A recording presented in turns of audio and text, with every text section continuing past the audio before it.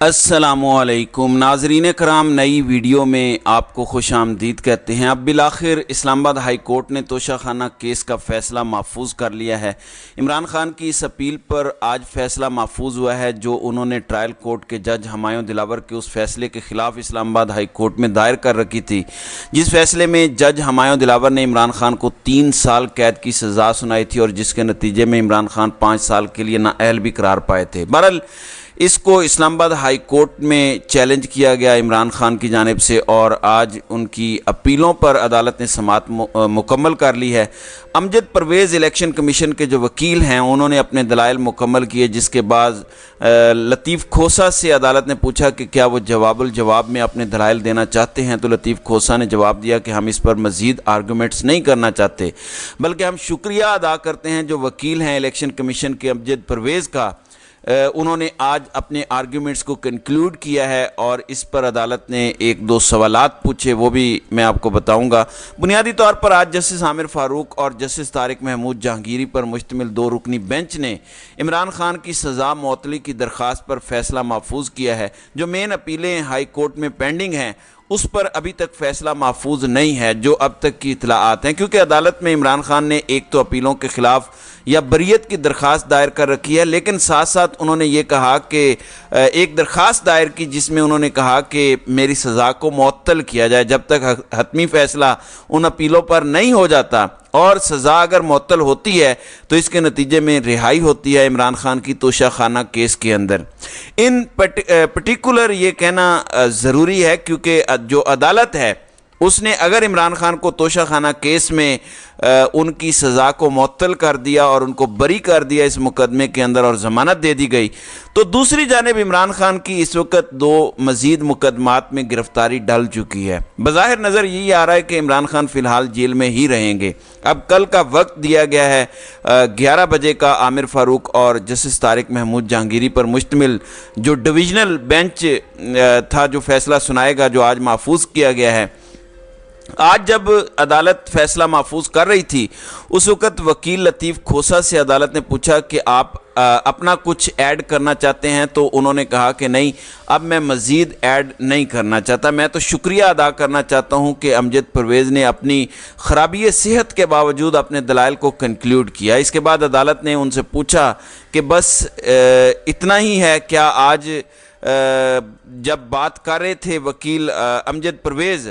तो आर्ग्यूमेंट्स में बार बार वो एक नुक्ता उठा रहे थे कि विफाक को नोटिस किया जाए। इस पर आप अपनी राय दे दें, जिस पर जस्टिस लतीफ़ खोसा ने कहा कि नोटिस करना है तो कर दें, हमें इस पर कोई एतराज़ नहीं है। वैसे अब कोई कानूनी तकाजा भी नहीं है कि विफाक को इस मौके पर नोटिस किया जाए। बहरहाल ये अदालत का इस्तेकाक है, अगर अदालत चाहे तो कर दे। जिसके बाद अदालत ने अब अपना फ़ैसला महफूज कर लिया है और बज़ाहिर नज़र आ रहा है जिस तरह के आर्गूमेंट्स दोनों अतराफ से हुए और जिस तरह की ऑब्जर्वेशंस बिलखुसूस इस्लामाबाद हाई कोर्ट के चीफ जस्टिस और जस्टिस तारिक महमूद जहांगीरी ने दी हैं, उससे कबल सुप्रीम कोर्ट ऑफ पाकिस्तान के चीफ जस्टिस बल्कि 3 फाजिल जजेस जस्टिस उमरता बंदियाल, जस्टिस मज़ाहिर अली अकबर नकवी और जस्टिस जमाल खान मंदोखेल ने जिस तरह की ऑब्जर्वेशन तोशाखाना के जज हमायूं दिलावर के इस फैसले के अंदर दी हैं, जिस तरह के तहफ़्फ़ुज़ात का इजहार किया है, जिस तरह से इस फैसले में मौजूद गलतियों की निशानदही की है, उससे तो साफ नज़र आ रहा है कि इमरान खान की अगर बरियत नहीं होती, यानी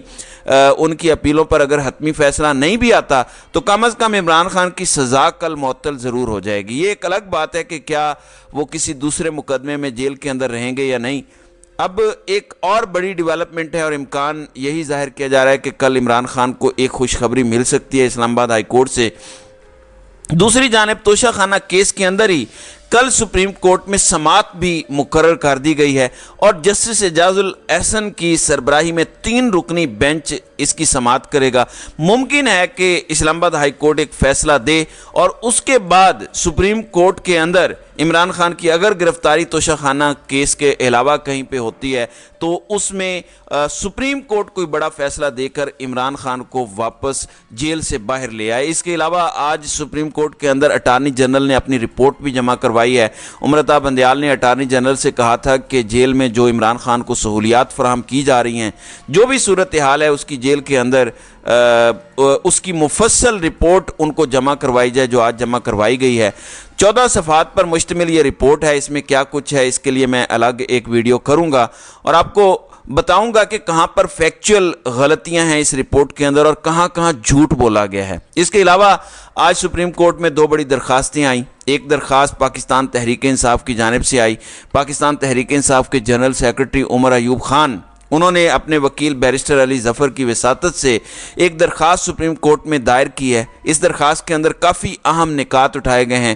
درخواست میں یہ کہا گیا ہے کہ اول تو انتخابات کا انعقاد 90 دن کے اندر ہونا چاہیے اور سپریم کورٹ صدر مملکت ڈاکٹر عارف علوی کو 90 دنوں میں انتخابات کی تاریخ کا اعلان کرنے کی ہدایت کرے اور ساتھ ہی ساتھ چاروں صوبائی گورنرز کو بھی عدالت اسی طرح کی ہدایات جاری کرے کہ وہ بھی اپنے صوبوں میں انتخابات کی تاریخ کا اعلان کریں اور مشترکہ مفادات کونسل کے فیصلے کو کالعدم قرار دیا جائے۔ اس کے بعد ایک نوٹیفیکیشن جو جاری کیا گیا اس کو بھی کالعدم قرار دینے کی استدعا کی گئی ہے۔ تو اس درخواست کی سگنیفیکنس اس وجہ سے بھی بہت زیادہ ہے۔ آپ کو معلوم ہے کہ ابھی تک یہ معاملہ سیٹل نہیں ہوا۔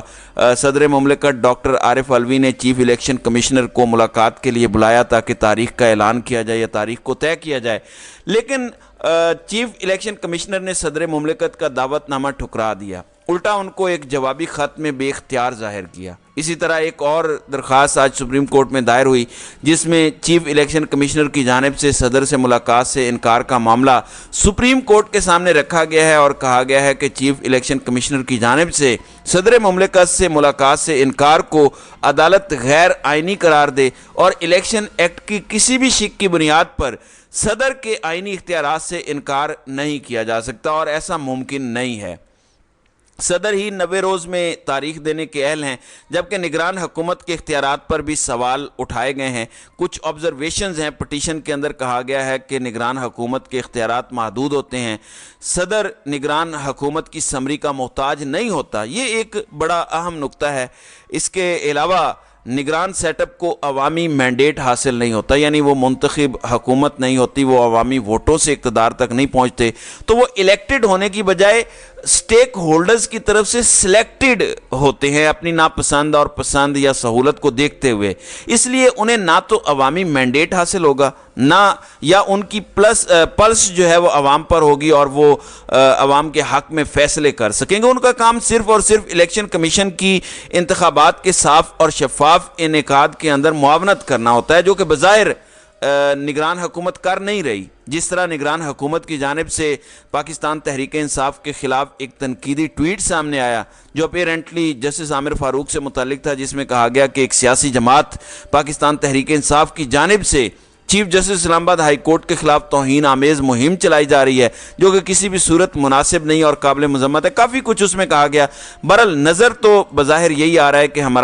ہمارا نگران سیٹ اپ ایک پراپر تیاری کے ساتھ آیا ہے اور شاید لمبے عرصے کے لیے آیا ہے، تبھی جس طرح کی ٹون یا جس طرح کی باڈی لینگویج ہمیں ان کی نظر آ رہی ہے وہ ہمیں نگران نہیں لگ رہے، بلکہ باقاعدہ طور پر ایک فنکشنل گورنمنٹ لگ رہی ہے جو ہر وہ کام کر رہی ہے جو ان کے کرنے کا نہیں ہے، جس کی آئین ان کو اجازت دیتا ہے، اور جو کام انہوں نے کرنا ہے یعنی پاکستان میں انتخابات کا انعقاد، وہ کام نہیں کر رہی، باقی سارے کام کر رہی ہے۔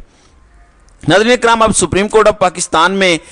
ان دونوں درخواستوں کی ٹائمنگ بڑی اہم ہے۔ اب چیف جسٹس عمر عطا بندیال کے پاس غالباً کوئی 17 یا 18 دن باقی ہیں۔ ابھی بھی وہ چیف جسٹس آف پاکستان ہیں، ان کے پاس کافی اختیارات ہیں۔ وہ چاہیں تو کل ہی ان درخواستوں کو نمبر لگنے کے بعد اپنی سماعت کے لیے مقرر کر سکتے ہیں، مگر